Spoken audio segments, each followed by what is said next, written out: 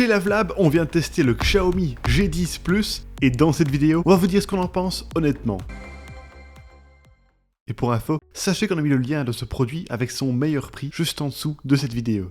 Nous avons trouvé le manche de cet aspirateur balai assez long pour permettre une utilisation confortable, même par les personnes de grande taille. Son poids de 1,7 kg sans accessoires est aussi dans la norme. Durant nos tests, la plupart du temps, nous l'avons trouvé simple à manier. Cependant, à puissance élevée, nous avons éprouvé des difficultés sur les tapis et les linos, car la brosse se collait au sol par effet de succion. La brosse principale a un rouleau taillé en V, et nous avons noté que les cheveux et les poils d'animaux ne s'y enroulaient pas. Elle ne propose juste pas la possibilité de relever sa hauteur, ce qui aurait pu éviter l'effet de succion mentionné précédemment. De plus, aucune LED n'y est intégrée. Comme autre accessoire, il y a une turbobrosse pour les canapés et la literie, un suceur plat pour nettoyer les fentes et le long des plinthes, une brosse 2 en 1 qui est pratique pour nettoyer les meubles ou les claviers, et une station de rangement à fixer au mur. Cette station de rangement peut accueillir l'aspirateur ainsi que 2 accessoires. En laissant le stick avec la brosse principale sur l'aspirateur et en plaçant la brosse 2 en 1 et le suceur plat, il reste la turbobrosse qui n'est pas rangée. C'est dommage que la marque n'ait pas pris ce détail en compte.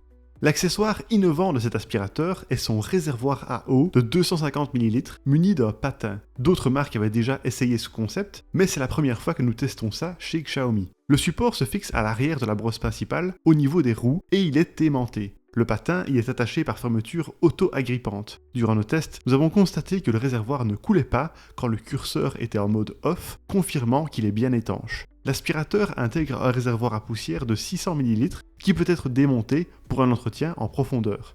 Un filtre HEPA est présent pour éviter de rejeter des poussières dans l'air. Le réservoir s'ouvre facilement, sans qu'on soit en contact avec les saletés, mais il faut un peu forcer pour refermer correctement son clapet. Nous avons aisément pris en main l'aspirateur grâce à sa poignée ergonomique. Notre index s'est positionné naturellement sur la gâchette, mais un bouton permet d'enclencher l'aspiration continue si vous préférez. Le second bouton permet quant à lui de changer le mode d'aspiration parmi 3 options, éco, standard et élevé. Aucun mode auto n'est prévu. Toutes les informations nécessaires à l'utilisation du G10 Plus sont disponibles sur son écran. Il indique le pourcentage de batterie restant, le niveau d'aspiration utilisé, si le mode continu est enclenché et d'éventuels soucis rencontrés. Tout est clairement lisible. Pour terminer le point design, notez que la marque ne propose pour le moment pas d'accessoires de rechange. De ce fait, le G10 Plus a un très mauvais indice de réparabilité de 1 sur 10. Néanmoins, des fabricants se sont empressés de proposer divers éléments achetables en ligne comme des patins de rechange. Bon, assez parlé de théorie, passons maintenant à du concret avec nos tests de performance. Afin de tester les performances du G10 Plus, nous avons réparti divers types de grains au sol. Du sel pour les particules fines, du riz pour les particules moyennes et du café pour les grosses saletés. Nous avons testé les 3 modes d'aspiration et voici nos résultats sur sol dur. La hauteur de la brosse étant basse, il nous a été impossible d'aspirer les grosses crasses comme les grains de café sur sol dur, et ce quel que soit le mode de puissance utilisé. Par contre, les grains de sel et de riz ont tous été aspirés en un seul passage. Avec 150 RW de puissance, les modes élevés et standard se sont révélés en fait trop puissants pour le lino. La brosse a eu tendance à faire un effet de ventouse, ce qui a réduit son efficacité en poussant certains éléments. Nous avons procédé de la même manière sur tapis, et voici nos résultats. Pour les grains de café, il a suffi d'un seul passage en mode éco, en mode standard pareil, un seul passage, et en mode élevé par contre, il a été impossible d'aspirer les grains de café car ils ont été poussés plutôt qu'aspirés. Avec le riz, en mode éco, il a fallu 1 à 2 passages, en mode standard 1 à 2 passages également, et en mode élevé, un seul passage a été suffisant. Enfin, avec le sel, il a fallu 4 à 5 passages en mode éco, 3 à 4 passages en mode standard, et seulement 2 passages en mode élevé.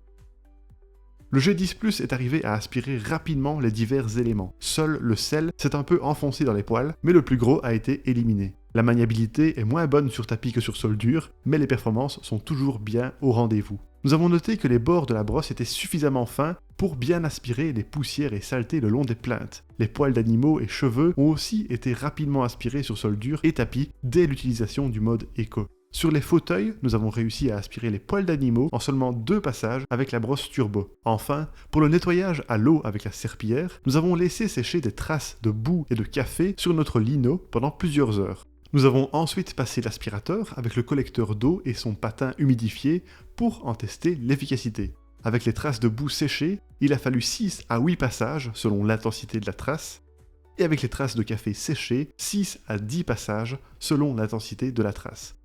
Nous avons été agréablement surpris par son efficacité. Certes, ça demande de nombreux passages pour arriver à éliminer des tâches tenaces, mais c'est tout de même intéressant. Selon nous, le fait de pouvoir intensifier la pression en appuyant plus fermement sur cet aspirateur permet même d'obtenir de meilleurs résultats qu'avec certains aspirateurs laveurs.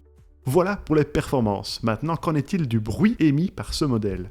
Comme c'est souvent le cas avec ce type d'appareil, cet aspirateur n'est pas très discret. Cependant, il fait tout de même mieux que beaucoup d'autres à pleine puissance. Voici les résultats mesurés par notre sonomètre avec la brosse principale à 30 cm de distance et pour une utilisation sur parquet. Avec le mode Eco, il a émis 68 décibels. Avec le mode standard, 68 décibels également. Et avec le mode élevé, seulement 71 décibels. Le bruit est plus aigu en passant du mode Eco au mode standard, mais sans être plus fort. Enfin, parlons de l'autonomie de cet aspirateur balai.